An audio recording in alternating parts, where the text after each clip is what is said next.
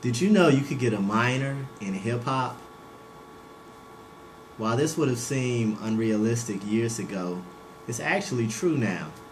Just a few years ago, the University of Arizona began offering a minor in hip hop within its Africana Studies program.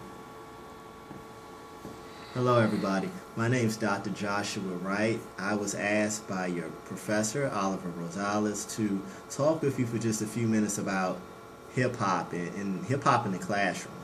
I'm not a professor at the University of Arizona. I'm actually a professor at the University of Maryland Eastern Shore. But both my school, as well as Arizona, are among a growing number of schools that are getting involved in what's called hip hop studies. All right, hip hop studies is basically the way we study hip hop. It's scholarship on hip hop. It's how hip hop is being used in the classroom at many levels, at the university level, at the high school level, even at the elementary school level. Starting in the 1990s, you had young scholars who were doing dissertation research on hip hop, and these dissertations became books, and these books soon led to hip hop courses. They led to academic conferences on hip hop. They led to displays in museums on hip hop, and eventually even fellowship programs about hip hop. If you're interested in just kind of learning about hip hop in terms of its use as a piece of scholarship, one resource I would say to look at is the Hip Hop Archive. If you guys take a look right here, this is the Hip Hop Archive. Now, this was started at Harvard University. It moved to Stanford for a brief period and then came back to Harvard University.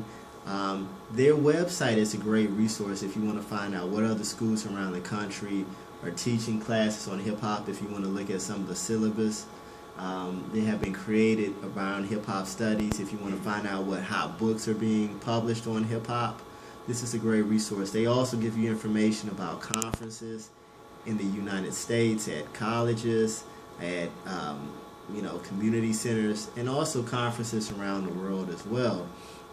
Another cool thing that Harvard is doing is they have what's called the Nas Fellowship, where they partner with the hip hop legend Nas, and it's basically for scholars, it's for artists, it's for anyone who really has a passion for hip hop, who wants to do something with it, be it create a documentary film, be it some new piece of research, etc., etc.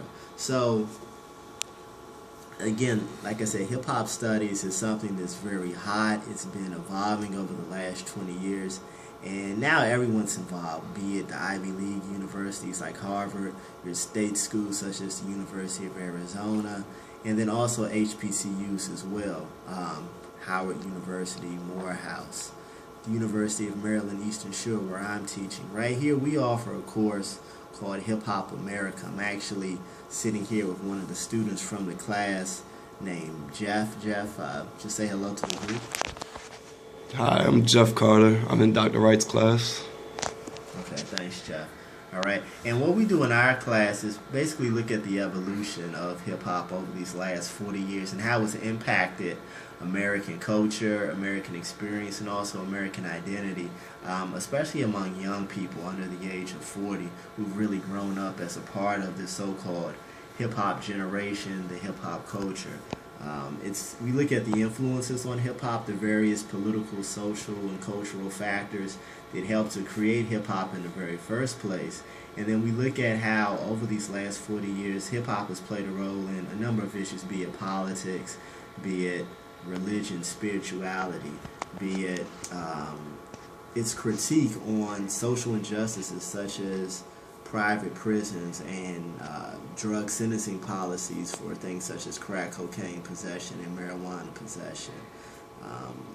We look at how men are influenced by hip-hop, how young women are depicted within hip-hop, and also how they're influenced by it. We look at various issues like homosexuality,